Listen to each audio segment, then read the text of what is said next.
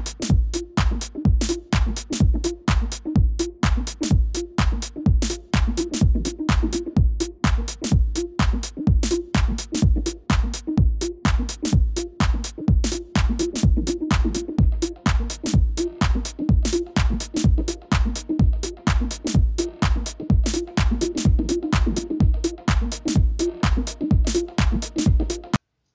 guys, welcome back.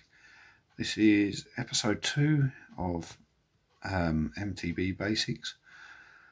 Today we're going to have a look at braking, and I've got the Enrage outside, so we'll have a look at the brakes on that first. Then we'll look at a few different types of brakes, and then I'll go out and ride and we'll show you how to use them. So catch you soon, guys. Right guys, I've got the bike in the stand, and this is the front wheel forks. Right, so you've got the rotor, then you've got the caliper, and in the caliper are 2 brake pads that clamp against the rotor, which in turn stops the wheel from turning. So we get that spinning and pull the lever. There we go. It's a hydraulic system, so you've got fluid in the brake line here. So when you squeeze it, there's a piston in the lever that pushes the fluid through, and then in turn there's 2 pistons in the brake caliper that push the pads together and cause resistance, which stops the wheel from turning. It's a powerful system. There's also different brake types, which we'll go into a little bit later. Front disc there is the circumference of it here is 180 millimeters, which is plenty enough for the type of bike and the type of riding I do. We'll take a look at the back brake now. Right, now onto the back brake. Got a little bit of a bodge in here because I've put a piece of cable there to bring the caliper round level with the rear rotor. But it's a similar setup, rear rotor. This one is actually 160 mils in circumference, so it's a bit smaller, a little bit less power. You've got the same principle, caliper, brake line. You can't see it. Hang on, let me lift the camera up a bit. There's your brake line running through there. And also, if I can move this, because I've got the camera on a tripod, I might be able to move it so that then you can see in there, there's the pads each side here, and the little dark bits, and that's the spring, the return spring. If I turn the wheel, you can see the rotor moving in between them. So similar setup, pull the brake and it clamps on the caliper, on the rotor, stops the wheel. So that's disc brakes. We'll have a look at a few different sets of brakes now. So guys, next up on the list will be V-brakes. I haven't actually got a set with me at the moment, but I can show you where they mount on the Enrage, because they had V-brakes before. Is these pins here, and they come up past the rear wheel, and then they sit over the rear wheel connected by a cable and they have a couple of blocks that push against the rim. What I will do is I'll sort out a picture for you and put up so that you can have a look, and you'll see the setup for V-brakes. I'm not quite as good as disc brakes. They Let's get the camera stood back up. There we go. They when they get wet with V-brakes, the rims get wet and they're not quite as effective as disc brakes would be. On to the next set.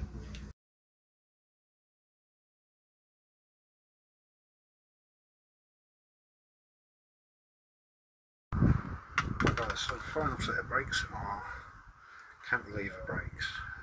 They have a brake cable go through this tube here, which then attaches to this nut and bolt through here. So when you pull the brake, cable pulls this, closes them, and which in turn the blocks then squeeze onto the rim, which is here. As you can see, this had rim brakes on it of some sort. So what happens, let's put them together, we will sit over the wheel like that, and when it clamps, pads touch on the rim with pressure, it stops the wheel from turning. So that's the basic principle of it. These aren't quite as good as discs, obviously, because when your wheels get wet or your rims get wet, they tend to fade, so it gets a bit scary with them. The best set of brakes, to be honest, would be your disc brakes, especially for trail riding. You're going to get muddy, you're going to get wet, so they're the most effective set of brakes you can use. Very expensive. Another variant on disc brakes is this. They're mechanical disc brakes rather than the hydraulic ones. So on here, the cable goes through this and attaches onto this cam, which, as you can see, moves. When that moves, it moves the brake pads inside. You can see the top of the pads there, you can see them closing up there.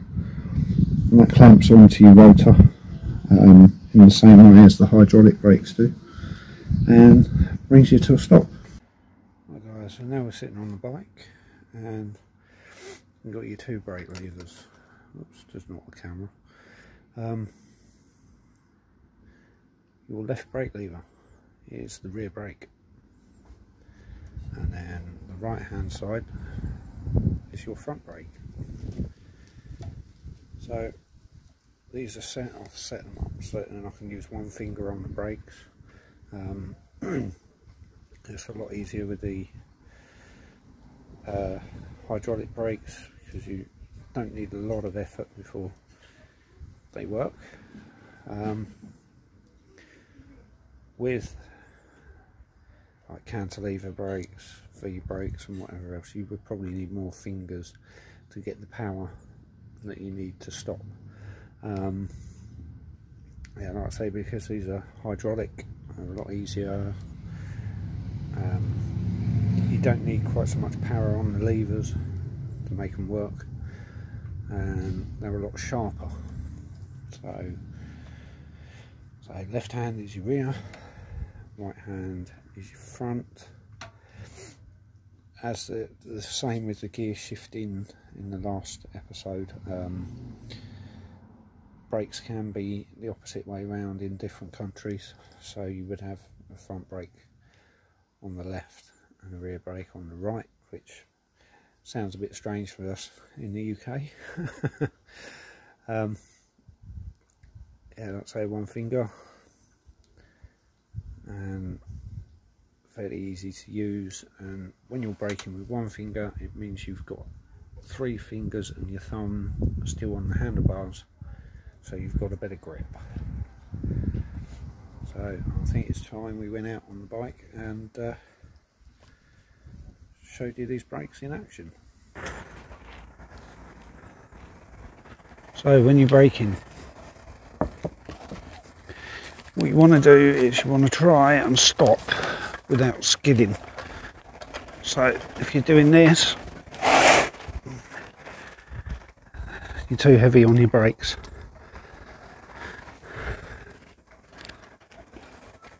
What you want to do is use both your front and back brake, and in an emergency stop, lean back, stop.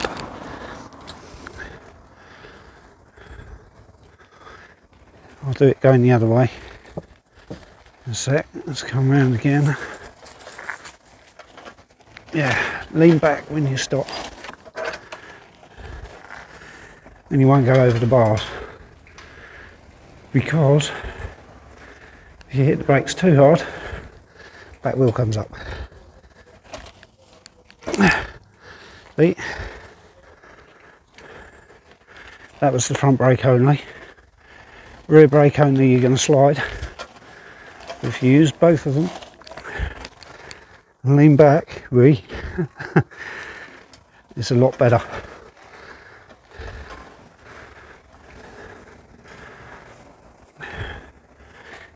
If you use just the back brake, so you slide,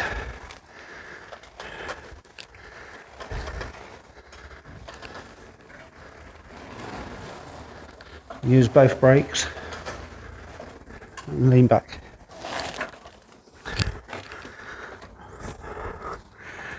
And you come to a stop.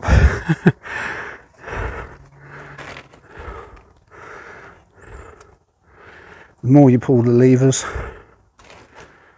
the more the brakes are going to come on, the harder they work. So always remember, left one, rear, front one is your right lever. Make sure you lean back on the bike. So what happens then is you're not going to get thrown over the bars or anything. Oh, I've got a thorn in my front tyre. Look at that little kit. I think that was from last time I rode it, because I had a puncture in the rear tyre. But yes, like I say, rear brake, left hand, front brake, right hand. Use your fingers. If you've got disc brakes, you'll probably find you need more fingers for different types of brakes that we've been through. But that's the main thing. Anyway guys, that's a bit on braking. It's quite ideal here because we've got a little slope going down, but we'll move on to the grass as well because you've got less traction there. Right then guys, so as you can see I've got quite a long grassy area here out the back. Get back on the old Enrage again. I'll try and come in a bit faster, and we're on grass now so it won't be quite so grippy, and you'll see how the braking works then. I can come in a bit quicker. On the pulley cat.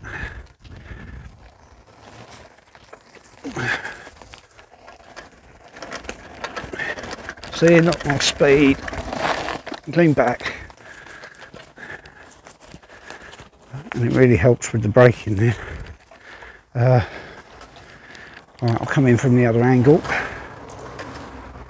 So coming down the slope first and then past the camera. See, lean back. You don't slide too much.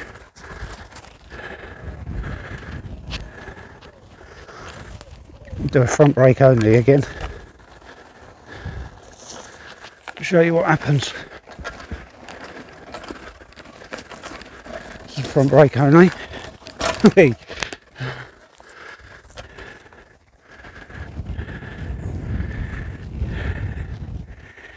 we'll do a rear brake only.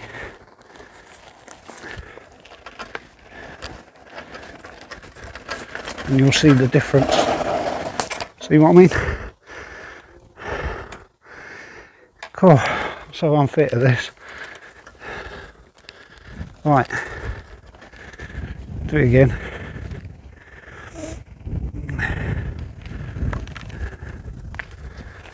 with both brakes. You'll see how I stop. Ready, coming in hot. Both brakes on, stop. So guys, that's all about braking. Where you'd use it is pretty much everywhere you ride a bike, especially on trails, going downhill a lot of the time. You'll use it. Even in trials riding, they use brakes. A lot of it is to hold your bike up when you're jumping up and down things and whatever. Yeah, you'll find you'll use braking quite a lot. Modulating the brakes is a good way of preventing skids, and also it leads into tricks. So what do I mean by modulating? I haven't actually shown you that, so we'll do that quickly. Show you how to modulate your brakes. It's basically just pumping the brake lever repeatedly, and you can sort of set the strength of your brakes by modulating with your fingers. So I'll show you that quickly with the brake lever. It's quite simple to do, and yeah, it's quite easy to pick up, and you got to ride around and you'll get the feel of it. So let's take a look at those brakes.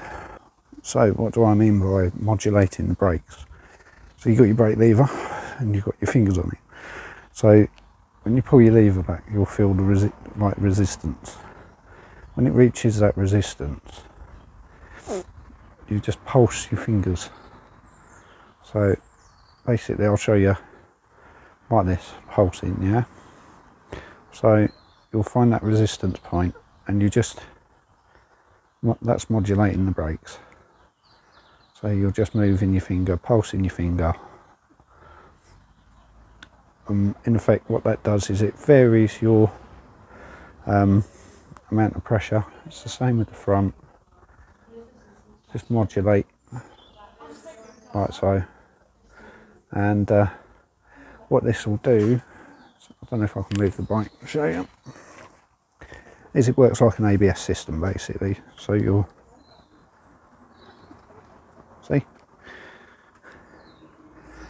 what modulating will do is it will prevent you from skidding. If you do go into a skid, you can correct it because you can move and steer the bike while under braking. They use modulating in all sorts of little tricks as well. I can't stand the bike back up again. They use it in manuals. When you're manualing, you modulate that rear brake on your balance points and whatever. So it's quite a handy little tool to have. It's quite easy to practice. Keep practicing your braking, practice those emergency stops, and try and stop without sliding. Right guys, a little bit I forgot to touch on was shifting your weight when you're braking. With that leaning back that I was trying to emphasise, as you saw when I did front brake only, I move forward. So naturally when you put the brakes on, your body weight's going to shift forward. So when you push the bike out from underneath you and lean back, that will prevent you from going over the bars. And also with the rear brake only, it's a similar thing, it shifts you forward, so you're going to have less grip on that back wheel. So shifting your weight back means that you're putting more weight on that back wheel, so you get more grip, and also it stops you from going over your handlebars. Also when turning corners, try not to use your brakes or your front brake so much, because you will find you'll slide out and the bike will go from underneath you. On